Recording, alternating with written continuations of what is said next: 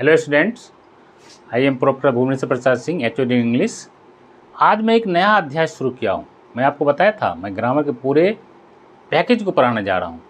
Tense पढ़ाया, voice teacher और सब पढ़ाया। आज मैं नरेशन शुरू किया हूँ। नरेशन क्या है? सुधीर, नरेशन का अर्थ होता है कथन। अंग्रेजी में बोलने और लिखने के दो तरीके होते हैं। इसे किसी की बात को उसको क्या कहता है? Direct and indirect. कोई हमारे सामने बोला, इससे आगे कहीं उसको मैं सीधे किसी के सामने व्यक्त कर देते हैं तो वो हो गया डायरेक्ट स्पीच। यदि उसी को अपनी भाषा में बदल कर इन्वर्टर कॉमा तोड़ करके दैट लगा देंगे, जो जिस तरह का वाक्य होगा, दैट टू इफ लगता है वाक्य के अनुसार, उसको अपनी भाषा में व्यक्त करने की क्रिया को क्या कहते हैं? Indirect speech. अब उसी को आज समझाने जा रहे हैं कि क्या क्या है। देखिए, नरेशन मीन्स कथन होता है। परिभाषा देख लीजिए क्या है। अंग्रेजी में बोलने और लिखने के दो तरीके जिसे कथन कहा जाता है। नरेशन परिभाषा हो गया। डायरेक्ट स्पीच या नरेशन। स्पीच कहिए या नरेशन, क्या कह सकते हैं इसको? स्पीच या नरेशन। प्रत्यक्ष कथन, किसी के कथन को ठीक उसी के शब्दों में दूसरे के सामने जब व्यक्त कर दिया जाता है तो क्या कहते हैं उसको? डायरेक्ट स्पीच कहा जाता है। जिसे देखिए, जिसे इन्वर्टेड कॉमा के अंदर रखा जाता है। कॉमा है तो दोनों तरफ से, उसके अंदर रखा जाता है किसी की बात को। जब उसको अपनी भाषा में बदल देंगे, इन्वर्टेड कॉमा टूट जाएगा और सेंस के अनुसार कहीं दैट, कहीं इफ, कहीं टू लगता है, वो बाद में बताएंगे। तो यहाँ देखिए वाक्य देखिए क्या है। He says I am reading my book. वह कहता है, जो मेरे पास यहाँ नहीं है। जैसे अभी मैं बोलता हूँ फर्स्ट पर्सन, तुम सुनते हो सेकंड पर्सन। जो यहाँ नहीं है, रास्ते में मिला था, वो कहा चलो नहीं वहाँ करने कोचिंग पढ़ने का, कहा नहीं मैं अभी पढ़ रहा हूँ, मैं अपनी किताब पढ़ रहा हूँ। वो लड़का बोला, उसी को तुम ठीक मेरे सामने बोल दोगे क्या? सर वह कहता है मैं अभी अपना किताब पढ़ रहा हूँ। उसी की भाषा में बोलना है, तब क्या होगा? आई लगेगा, कोमा के अंदर रहेगा। फर्स्ट वो बोलेगा तब। तो उसका भी पहले समझ लीजिए। डायरेक्ट स्पीच के दो भाग हैं। कौन कौन? रिपोर्टिंग वर्ब और दूसरा भाग है रिपोर्ट स्पीच। देखने से स्पष्ट होता है, दो भाग है। एक तो कॉमा के बाहर रहता है, एक इन्वर्टेड कॉमा के अंदर रहता है। इसीलिए उसको कहा गया दो भाग में। तो दोनों का नाम है। पहला जो कॉमा के बाहर रहेगा जो पार्ट, उसको कहते हैं रिपोर्टिंग वर्ब। जो कॉमा के अंदर रहेगा उसे रिपोर्टेड स्पीच। इसको समझना जरूरी है, इसी पर बहुत सारा नियम है आगे। तो पहला हो गया क्या? इसका दो भाग। ये जो है ही सेज, ये हो गया कौन चीज़ आपको? Reporting verb. I am reading my book comma के अंदर है, ये हो गया आपको यहाँ लिखा हुआ रिपोर्टेड स्पीच। इसको समझना जरूरी है। डायरेक्ट स्पीच के दो भाग है। ये जो है उसने कहा, जो यहाँ नहीं है, थर्ड पर्सन है ही। वो क्या कहा था? मैं अपनी किताब पढ़ रहा हूँ। उन कहा था, थर्ड पर्सन बोला था, और उसको मैं बोल रहा हूँ। तो उसी की भाषा में बोलना है तो मैं बोल, आई हो गया। अब देखिए आगे इनडायरेक्ट स्पीच क्या है? अप्रत्यक्ष कथन। किसी के कथन का सारांश लेकर के उसको अपनी भाषा में व्यक्त करना इनडायरेक्ट स्पीच कहलाता है। और कॉमा इन्वर्टेड कॉमा बदले कहीं दैट होगा सेंस के अनुसार। असर्टिव में दैट, इंटरोगेटिव में इफ या वेदर, इम्परेटिव में टू लगता है। वो तो आगे बताएंगे। तो कॉमा टूट जाने के बाद दैट अभी लगेगा। तो डायरेक्ट स्पीच एंड बनने में क्या लगता है? बदलने के मुख्य दो नियम है। आगे पढ़िए आप। पहला नियम क्या हो गया? जनरल रूल्स, सामान्य नियम। दूसरा है स्पेशल रूल्स, विशिष्ट नियम। आप पढ़िए, फिर आगे लेके चलेंगे इसमें। तब तक स्पेशल रूल्स को छोड़ दीजिए यहीं, स्पेशल रूल्स को यहीं रहने दीजिए। जब जनरल रूल्स खत्म हो जाएगा ना, तब उठा के ले जाएंगे यहाँ से। अभी इसको यहीं रहने दें, स्पेशल रूल्स को। अभी क्या पढ़ाना हमको? General rules. तो आप पढ़िए जनरल रूल्स में क्या है? जनरल रूल्स के किसे कहते हैं? जनरल रूल्स में समान नियम होता है। जनरल रूल्स उन नियमों को कहा जाता है जो सभी प्रकार के वाक्य के साथ लागू होता है। जनरल में समान तो हर जगह लागू होगा। स्पेशल विशिष्ट जो खास जगह पर होगा, खास सेंटेंस में होगा। जो आगे हम पढ़ेंगे assertive, interrogative, optative, imperative, exclamative, वो खास सेंटेंस में लगता है, उसे कहते हैं स्पेशल रूल्स। तो बाद में बताएंगे। अभी हमको लेके चलना जनरल रूल्स। तो जनरल रूल्स में क्या है? देखिए, जनरल रूल्स उन नियमों को कहा जाता है जो सभी प्रकार के वाक्यों के साथ लागू होता है। अब है जनरल रूल्स के भी 3 भेद हैं।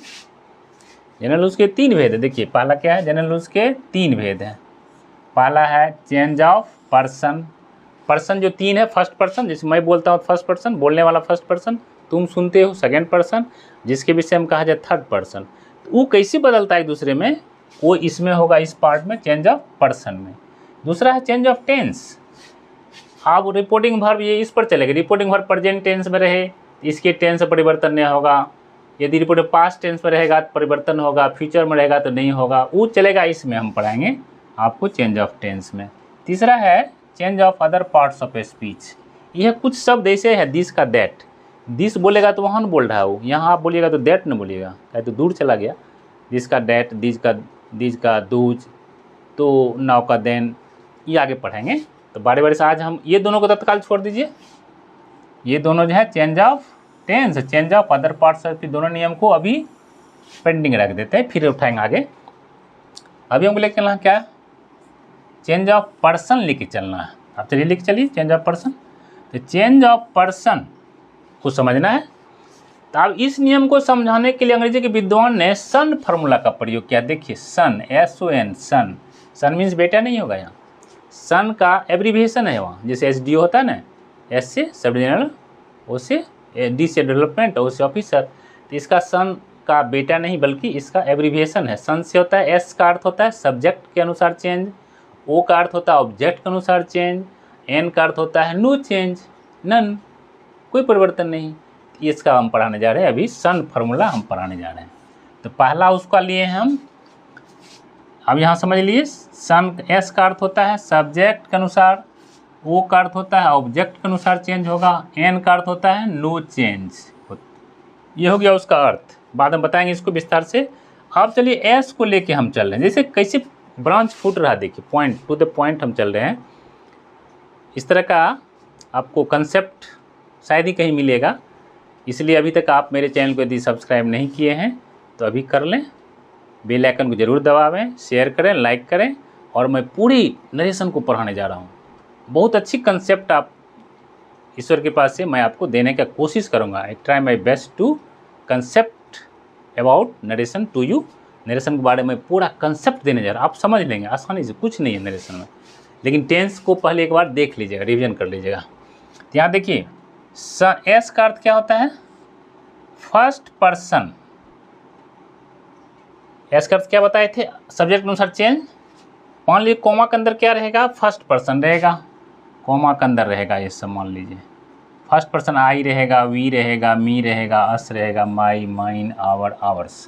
तो यदि फर्स्ट पर्सन रहता है कोमा के अंदर तो change into subject of reporting verb. अब आ गया रिपोर्टिंग वर्ब, देखिए वहाँ बताए थे ना, ये कोमा के बाहर जो है रिपोर्टिंग वर्ब कहलाया, और कोमा के भीतर रिपोर्टेड स्पीच कहलाता है, जो कि यहाँ बताए हुए हैं फर्स्टे में। कोमा इन्वर्टेड कोमा के बाहर जो भी शब्द रहेगा वो कहलाएगा रिपोर्टिंग वर्ब, और कोमा के अंदर जो भी रहेगा वो कहलाएगा रिपोर्टेड स्पीच। इसी पर नियम चलेगा।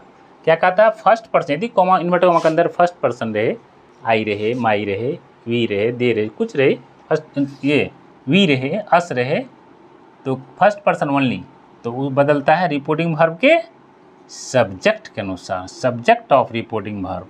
अब देखिए कहता है ही सेज, रिपोर्टिंग वर्ब है he says, I am reading my book, ये इन्वर्टेड कोमा के अंदर है। तो नियम ये है, कह रहा है यदि इन्वर्टेड कोमा के अंदर क्या है, first person I, we, me, us, mine, our रहे, तो वह बदल जाएगा, ये फर्स्ट पर्सन आई है ना, आई कौन सी बदल जाएगा आपको बताइए, फर्स्ट पर्सन है, ये बदल जाएगा रिपोर्टिंग वर्ब के सब्जेक्ट में। क्या हो जाएगा, ही, आई बदलेगा ही में। फिर आगे में देखिए माई भी है। अब इसको जब आई को हम इसमें ही कर देते हैं, पहले देखिए ही सेज तो आएगा ही, कोमा के बदले तत्काल हम लिख दिए हैं, नोट में कहीं होगा कोमा इन्वर्टेड के बदले क्या रहता, क्या लग जाता है, कोमा इन्वर्टेड कोमा के बदले यहाँ है, कोमा इन्वर्टेड कोमा के बदले दैट लगता है, ई फिर बाद में होगा, तत्काल दैट लेके चलिए। तो कोमा इसके बदले क्या दिए, कोमा टूट गया तो दैट हो गया। आई कौन सी में बदला आपको, ही में, रिपोर्टिंग वर्ब के सब्जेक्ट में तो ही हो गया, छोटा हो जाएगा, कहती है। उसके बाद देखिए आई के साथ एम लगता है, पता है सबको, ही के साथ हिज लगेगा ना, टेंस में परिवर्तन नहीं होगा। आगे बताएंगे इसको, रिपोर्टिंग वर्ब प्रेजेंट टेंस में है तो इसके रिपोर्टेड स्पीच के टेंस में परिवर्तन नहीं होगा। जिस टेंस में रहेगा, ये मान लीजिए आपको वाक है प्रेजेंट इम्परफेक्ट, तो यूँ रहेगा प्रेजेंट इम्परफेक्ट में, टेंस में परिवर्तन नहीं होगा। आई एम रीडिंग, ही आ गया तो ही इज रीडिंग, यदि यहाँ दे रहेगा तो दे आर रीडिंग, टेंस परिवर्तन नहीं होगा। अब देखिए फिर आगे बढ़िए, माई है तो आई का माई होता है, आई का पॉजिटिव केस, जिसे आई राइट विद माई पेन, अपने कलम से लिखता हूँ। और जब रहेगा वह अपने कलम से लिखता तो क्या होगा, he writes with his pen, अपने कलम क्या हो जाएगा, हिज हो जाएगा, तो यहाँ होगा ना हिज, आ गया ना। दूसरी बात इसको भी देखना है, जब शुरू में यहाँ कर्ता कारक ही है, इसका ही संबंध कारक, आई का हो गया था माई, तो ही का न हिज होगा, ही का न हिज होगा। ऐसा थोड़े है कि ही का यहाँ ही है वहाँ हो जाएगा, माई नहीं ना होगा। जैसा कर्ता वैसा उसका पॉजिटिव केस भी है, वैसा क्रिया भी। यहाँ आई के साथ एम था तो ही आ गया, तो ही के अनुसार हिज हो गया, रीडिंग वही रहेगा नोट टेंस में, और ये पॉजिटिव केस आ गया इसके अनुसार, आई के अनुसार माई आया था, ही के अनुसार हिज हो गया। अब बुक ऑब्जेक्ट आ गया, हो गया, यही है, कुछ नहीं है। समझ गए? क्या समझे? यदि इन्वर्टेड कॉमा के अंदर first person I, we, me, us, my, mine, our, ours रहे तो वे रिपोर्टिंग वर्ब के सब्जेक्ट के अनुसार बदल जाता है। इसके अनुसार कब? जब रिपोर्टिंग वर्ब यहाँ जो सब्जेक्ट हो, सी भी रहेगा सी में बदलेगा, जो रहेगा उसके अनुसार इसके अनुसार बदल जाएगा। फर्स्ट पर्सन बदल जाएगा, रिपोर्टिंग वर्ब के सब्जेक्ट हो गया ई, आई हो गया वर्ब, एस प्लस भी, तो हमको सब्जेक्ट में चेंज, वर्ब का भी काम नहीं है, वर्ब का भी है, अगर बताएंगे टेंस के अनुसार प्रेजेंट टेंस में, तो इसके रिपोर्टिंग वर्ब के रिपोर्टेड स्पीच के टेंस में परिवर्तन नहीं होगा। दूसरा वाक्य देखिए, देश से वे लोग कहते हैं, क्या कहते हैं, we are playing with our football. हाँ मान लीजिए आप आ रहे हैं फील्ड होकर के, फुटबॉल कुछ लड़का खेल रहा है, कहोगे भाई किसके गेंद से खेल रहे हो, तो क्या कहेगा, we are playing with our football, हम लोग अपने गेंद से खेल रहे हैं, दूसरे का फुटबॉल से थोड़े खेल रहे हैं। तो वी बोला, वी कौन है, वो लड़का जो वहाँ फील्ड पर हुए सारे मिल के बोला, उसको आप मेरे सामने बोलिएगा। यदि वी का प्रयोग कीजिएगा तो कॉमा के अंदर रखना पड़ेगा, और नहीं कॉमा तोड़ दीजिएगा, डैट दीजिएगा, तो वी बदल जाएगा, फर्स्ट पर्सन बदल जाएगा। वी है फर्स्ट पर्सन, है ना, first person, we first person है, तो फर्स्ट पर्सन कौन सी बदल जाता है, रिपोर्टिंग वर्ब के सब्जेक्ट में, ये सब्जेक्ट हो गया और ये वर्ब हो गया।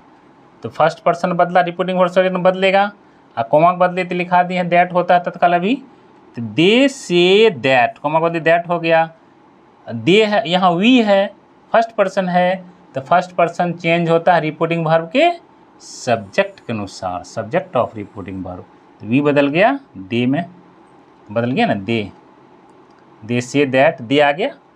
अब देखिए दूसरा नियम है, यदि रिपोर्टिंग वर्ब प्रेजेंट या फ्यूचर में, आगे पढ़ाएंगे चेंज ऑफ टेंस में, प्रेजेंट या फ्यूचर में हो तो इसके टेंस में परिवर्तन नहीं होगा। ये वाक्य हो गया आपको प्रेजेंट इम्परफेक्ट टेंस, तो ये भी बनेगा प्रेजेंट इम्परफेक्ट टेंस। तो दे, वी के साथ आर लगा, वी बदल गया दे में, तो यहाँ आ गया दे के साथ भी आर लगता है, प्लेइंग वही टेंस में रहेगा, प्रेजेंट इम्परफेक्ट में ही रहेगा, विद तो प्रीपोजिशन है, अब आ गया आवर, आवर क्या है, फर्स्ट पर्सन है, ये भी वी भी फर्स्ट पर्सन है, वी के अनुसार आवर होता है, पता है ना, वी का आवर इसी कहना है, वी का पॉजिटिव केस आवर होता है। तो अब तो यहाँ दे आ गया है थर्ड पर्सन, दे का पॉजिटिव केस डियर आता है, समझ गए। एक टेबल है नरेशन में, आप देख लीजिएगा, एक टेबल बना हुआ पर्सन का, उसमें आपको मिल जाएगा आई का, आई नॉमिनेटिव केस है, पॉजिटिव केस बीच में रहता है, मी पॉजिटिव केस हो गया माई और माइन, अंत में ऑब्जेक्टिव केस रहता है मी और बस मी रहता है ऑब्जेक्टिव केस में। उसके बाद उसी तरह से सब मिलेगा आपको, वी